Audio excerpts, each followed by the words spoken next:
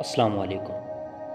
میدان احد میں جنگ جاری تھی اور لاشیں خاک و خون میں تڑپ رہی تھیں۔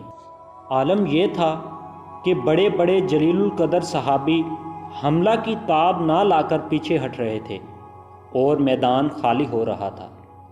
انس بن نضر رضی اللہ تعالیٰ عنہ میدان میں کھڑے یہ کہہ رہے تھے، اے اللہ، میں مسلمانوں کے اس فرار کی معذرت تیری بارگاہ میں پیش کرتا ہوں اور کفار کی اس سرکشی اور عدوان سے اظہار برات کرتا ہوں۔ شمشیر ہاتھ میں تھی جسے لے کر آگے بڑھے۔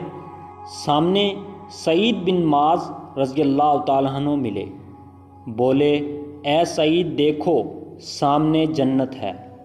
رب کعبہ کی قسم، مجھے کوہ احد کی طرف سے جنت کی خوشبو آ رہی ہے۔ سعید رضی اللہ تعالیٰ عنہ فرماتے ہیں، میں تو یہ والہانہ گفتگو سن کر بے قرار ہو گیا۔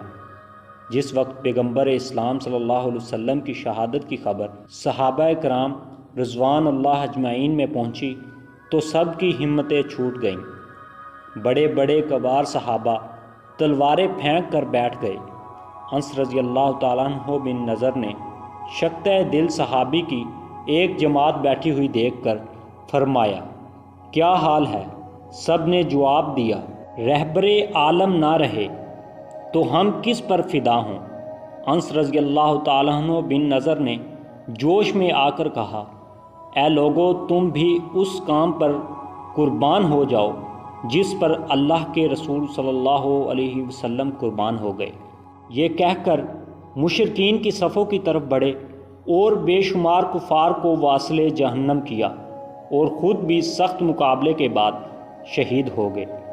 راوی بیان کرتے ہیں کہ جب لاشوں کو جمع کیا گیا تو 80 سے زیادہ زخم آپ کے جسم مبارک پر تھے، کسی سے پہچاننے نہیں جاتے تھے۔ ہمشیرہ نے انگلیوں کے پوروں سے شناخت کیا کہ یہ میرے بھائی کی لاش ہے۔